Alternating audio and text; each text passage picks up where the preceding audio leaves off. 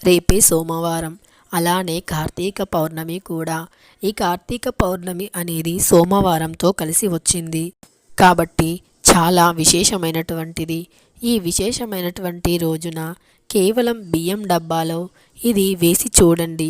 ఇక లక్ష్మీదేవి అనుగ్రహంతో మీ ఇల్లంతా డబ్బుతో నిండిపోతుంది. ఇక డబ్బుకి లోటు అనేదే ఉండదు.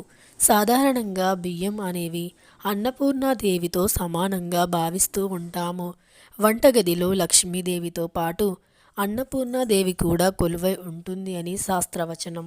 అంతేకాదు పూజ గది తరువాత అంతటి ప్రాముఖ్యత మళ్ళీ వంటగదికే ఉంటుంది అని పండితులు వివరిస్తున్నారు. అలానే మనం కూడా పూజ గది అంతా పవిత్రంగా వంటగదిని భావిస్తూ ఉంటాము. అలానే ఈ కార్తీక మాసం అనేది చాలా పవిత్రమైనటువంటిది. ఈ కార్తీక మాసంలో దానం, స్నానం, దీపానికి ఎనలేని పుణ్యం వస్తుంది అని శాస్త్రం వివరిస్తూ ఉంది. అయితే కార్తీక మాసం అంటేనే దీపాలకు ప్రాధాన్యమైన మాసం.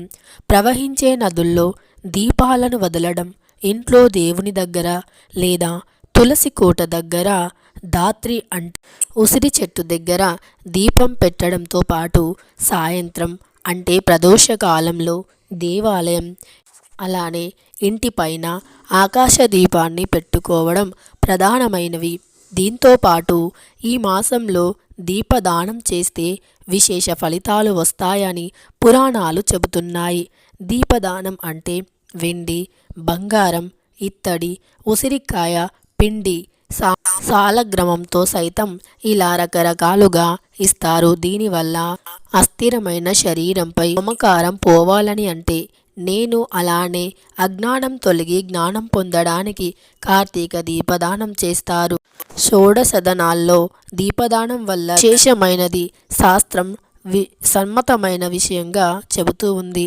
అదేవిధంగా ఎన్ని దానాలు చేసినా దీపదానానికి సరిరావు. కార్తీక మాసంలో దీపదానం అన్నింటికంటే శ్రేష్టమైనది. దీపదానం చేసే ముందు పళ్ళెంలో బియ్యం పోసి 3 కుందులు ఉంచాలి. వాటిలో ఆవు నెయ్యితో దీపం వెలిగించాలి. ఆవు నెయ్యి లేకపోతే గనుక నువ్వుల నూనెను కూడా వాడవచ్చు. 3 దీపాల్లో దూది వత్తులను మాత్రమే ఉంచాలి. 3 ప్రమిదల చుట్టూ 7 ఉసిరికాయలను ఉంచాలి. వాటిపై నేతితో తడిపిన నిలువు వత్తులను వెలిగించాలి.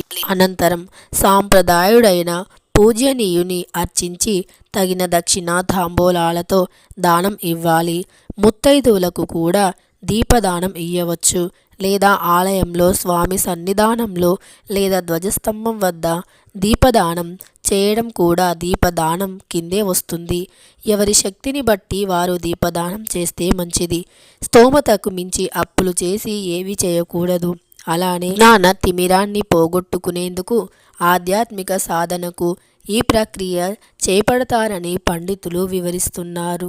ఇక దీపదానానికి ఇంతటి ప్రాముఖ్యత ఉంది.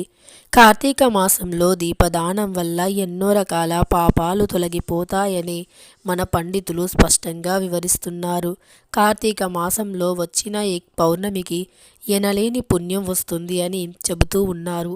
ఈ పౌర్ణమి రోజునే విష్ణుమూర్తి మత్స్యావతారంలో నదిలో దాగి ఉన్నారు అని, అందుకే కార్తీక స్నానానికి ఎంతో గొప్ప పుణ్యం కలుగుతుందని కూడా చెబుతున్నారు పండితులు. అదేవిధంగా ఈ కార్తీక మాసంలో చేసిన స్నానం, దానం, అలానే జపం, అదేవిధంగా ఈ కార్తీక మాసంలో వెలిగించే ఉసిరికాయ దీపం లేదా మట్టి ప్రమిద, పిండి దీపాలకు చాలా రకాల విశిష్టత ఉంది. ఒక్కొక్క విధమైనటువంటి దీపానికి ఒక్కొక్క రకమైనటువంటి పుణ్యం లభిస్తుంది పండితులు వివరిస్తున్నారు. అంతేకాదు కార్తీక మాసంలో ఈ గోమాతకి ఏదైనా ఆహారాన్ని తినిపించినా సరే ఎంతో మంచి సంపద, పుణ్యం కలుగుతుందని, తీరని కోరికలు సైతం తీరిపోతాయని నమ్ముతూ ఉంటారు. హిందూ సంస్కృతిలో ఆవులను దేవతలుగా పూజిస్తారు. గోమాతను పూజిస్తే సకల దేవతలను పూజించినట్లే అని భావిస్తారు. ఇక అటువంటి గోవును పూజించే అత్యంత ముఖ్యమైన పండగ ఈ గోకులాష్టమి లేదా కార్తీక మాసం మొత్తం కూడా మంచి రోజులే. కాబట్టి కార్తీక మాసంలో వచ్చిన కార్తీక పౌర్ణమి రోజు గోమాతకి ఏదైనా ఆహారాన్ని తినిపించినా సరే ఇక మీకు కోటిసార్లు ఆవుకి సేవ చేసిన పుణ్య ఫలితం లభిస్తుంది. అలానే ఈ కార్తీక మాసంలో వచ్చిన ముఖ్యంగా సోమవారంతో కలిసి వచ్చిన పౌర్ణమిని ఎంతో విశేషమైనటువంటిదిగా పరిగణిస్తుంది శాస్త్రం. కాబట్టి ఈ విశేషమైనటువంటి ఈ కార్తీక పౌర్ణమి రోజున బియ్యం డబ్బాలో ఇది ఒక్కటి వేసి చూడండి, ఇక మీ తలరాతే మారిపోతుంది. పవిత్రమైనటువంటి మాసాలలో కార్తీక మాసం ఒకటి. ఈ మాసం అంటే ప్రతి ఆడవారికి ఎంతో ఇష్టం కూడా. అలానే కార్తీక పౌర్ణమి రోజున 365 వత్తులను వెలిగించడం వల్ల సంవత్సరం మొత్తం కూడా పూజ చేసి 365 వత్తులను మనం క్రమం తప్పకుండా పెట్టిన పుణ్య ఫలితం లభిస్తుంది అని శాస్త్రం వివరిస్తుంది. అలానే మరి ఈ 365 వత్తులను ఉపవాసం ఉండి వెలిగించాలా, లేదా నర్తకం ఉండి చిన్నపిల్లలు, ముసలివారు, అనారోగ్యంతో ఉన్నవారు, ఉద్యోగాల వల్ల వీలు కాని వారు ఉపవాసం చేయవలసిన అవసరం లేదా, తలస్నానం చేసి దీపారాధన చేయాలా, తలస్నానం చేయకుండా దీపారాధన చేయాలా అని కూడా చాలామందికి డౌట్ ఒకటి ఉండిపోయింది. అయితే ఆ డౌట్ని కూడా ఇప్పుడు క్లియర్ చేసుకుందాం. అయితే ఉపవాసం చేయాలి అనుకునేవారు, నర్తకం ఉండాలి అనుకునేవారు, లేదా మీరు ముందుగానే నిర్ణయించుకోండి. ఉపవాసం అంటే వండినవి, ఉప్పు, కారాలు, నూనె వేసినటువంటి వాటిని తినకూడదు. అలాంటి వాటివి తింటే మాత్రం ఉపవాసం అని కిందికి రాదు. ఇక ఉపవాసం పాటించాలి అనుకునేవారు నూనెలు వేసినవి తినకుండా కేవలం పండ్లు వంటివి మాత్రమే తినాలి.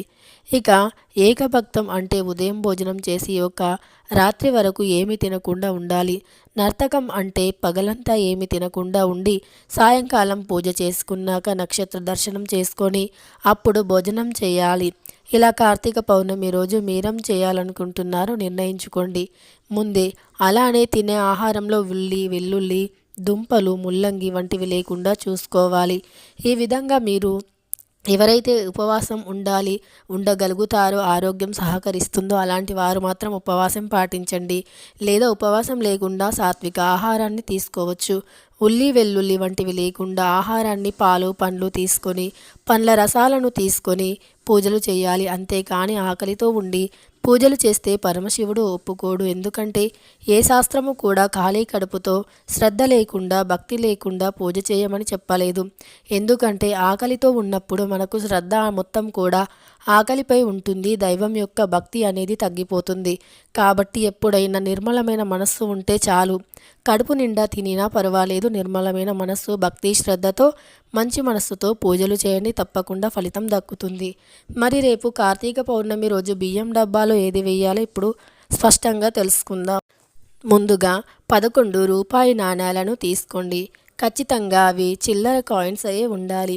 11 అంటే 10 రూపాయల నోటు ఒకటి, మళ్ళీ రూపాయి కాయిన్ ఒకటి కాదు. పూర్తిగా అన్నీ కూడా కాయిన్స్లా ఉండాలి. లేదా 2 5 రూపాయల కాయిన్స్ ఉండి 1 రూపాయి కాయిన్ ఉన్నా పర్వాలేదు.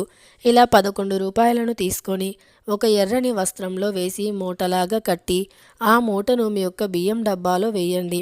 ఇలా వేయడం ఇష్టం లేని వారు ఒక చిన్న బౌల్ని తీసుకోండి.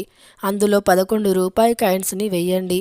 ఆ బౌల్లో మీరు మళ్ళీ మీ పూజ గదిలో పెట్టి పూజలు చేసుకోవచ్చు.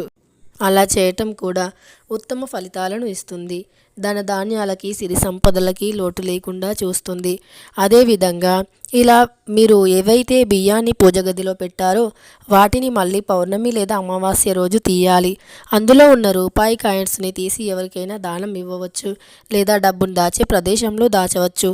ఆ బియ్యంతో నైవేద్యాన్ని చేసి ఏదైనా దైవానికి నైవేద్యంగా పెట్టి అనంతరం ఇంట్లో ఉన్న వారంతా మహాప్రసాదంగా భావించి తినాలి. ఇలా చేస్తే సిరి సంపదలకి లోటు అనేది అసలు ఉండనే ఉండదు.